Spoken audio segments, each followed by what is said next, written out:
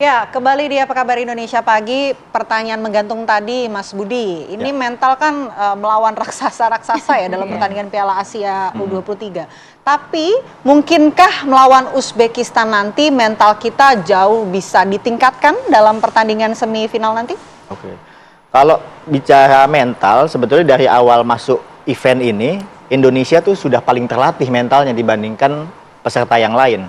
Karena kita berada di dalam grup neraka, ketemu langsung sama tuan rumah Qatar, kita kalah 2-0 karena faktor X, tapi kemudian bisa comeback lawan Australia, kita menang, lalu lawan Jordan, semua tidak menyangka kalau kita akan menang 4-1 lawan Jordan, bahkan kita di babak perempat final bisa mengatasi Vietnam melalui adu penalti, skor 2-2 di waktu normal. Artinya kalau bicara mental, ini pemain Indonesia ini sudah siap menghadapi siapapun lawannya. Jadi bukan lagi faktor mental lagi nih kalau sudah bicara ke semifinal, apalagi kita bertemunya nih lawan Uzbekistan. Dan menurut saya dominan loh di pertandingan grupnya. Betul. Akan merepotkan itu dalam segi permainan mereka atau seperti apa, Mas Budi, taktiknya? Pertama, dalam pertandingan di grup mereka 3 kali menang. Poin penuh 9 dan produktivitasnya sangat luar biasa, 10 gol tanpa kejebolan sama sekali. Kemarin mengatasi Arab 2-0, jadi total mereka ini sudah mengkoleksi selusin gol tanpa kejebolan sama sekali. Dibandingkan dengan Indonesia, kita produktivitas kita 7 tapi juga kejebolan 5. Jadi agregatnya 2. Nah, situasi ini yang membingungkannya lagi adalah dari 12 gol ini Uzbekistan itu tidak mencatatkan nama untuk di deretan top skor Piala Asia.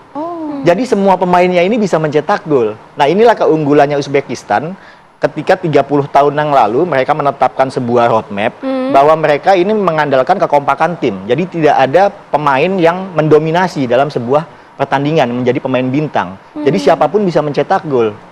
Nah, situasi ini akan sangat menyulitkan sebetulnya bagi Indonesia yang sebelum-sebelumnya berhadapan dengan tim-tim yang memiliki pemain-pemain kunci.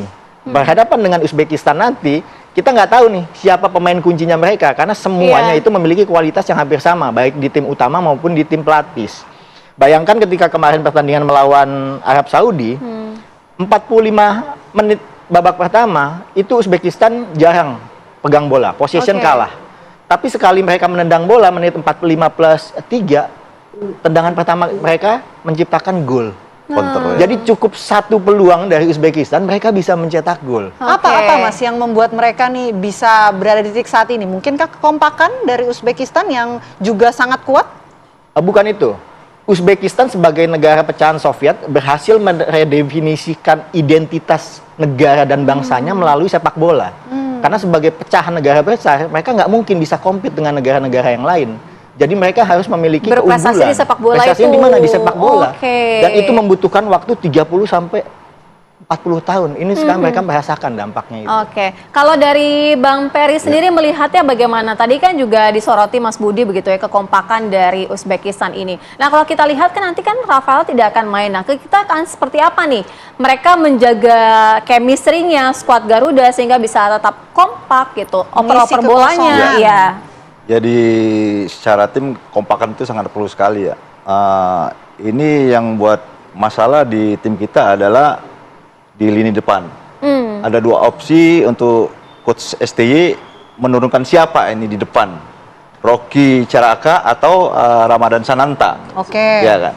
Ini dua-dua juga punya kelebihan dan 2 pemain ini juga masing-masing juga punya kelemahan. Jadi coach Taeyong ini tidak gegabah untuk menurunkan siapa. Yang pastinya siapa yang siap itulah yang diturunkan. Secara mental saya rasa di sini Ramadan Sananta dia cukup siap. Dan postur juga dia tinggi dan dia tipe striker yang tidak diam. Jadi kalau kita bilang agresif gitu ya. Agresif gitu. Untuk cara naluri gol kalau dibandingkan dengan Rocky Caraka dengan Sananta lebih bagus ke Sananta. Dan untuk menjalin chemistry saya rasa dalam permainan itu tidak akan lama. Itu hanya sebentar aja. Dan sini si Nathan juga sudah tahu bola-bola maunya pingin Sananta ini bagaimana.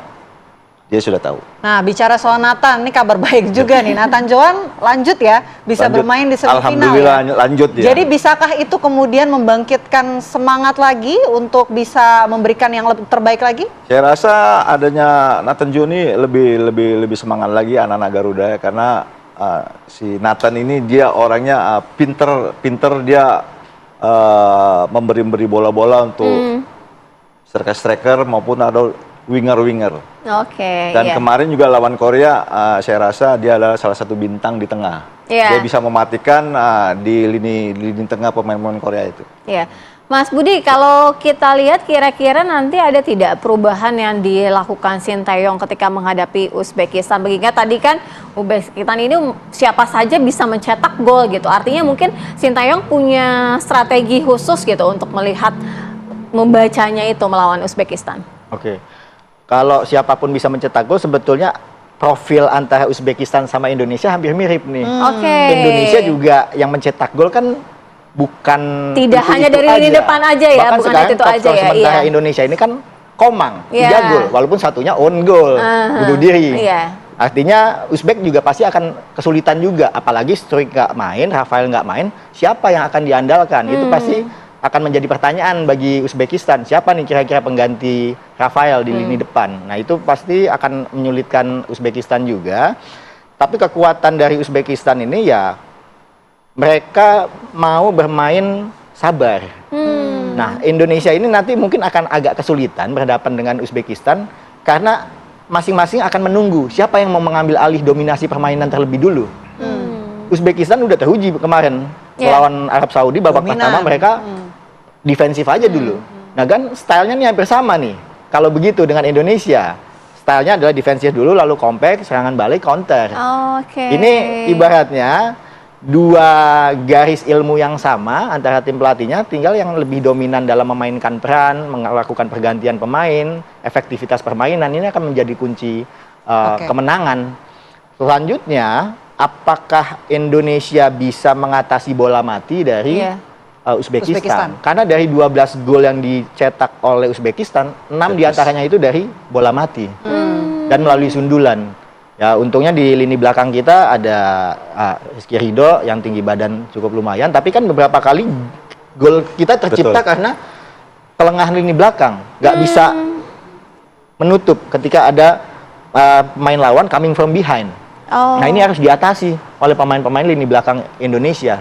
Oke. Jadi Indonesia harus seperti apa nih? Ofensif kah dalam semifinal nanti? Mas Budi dan juga Mas Peri dijawab nanti ya. Iya. Bisa jeda? Kita Kami jeda dulu kembali ya. saat lagi untuk Anda.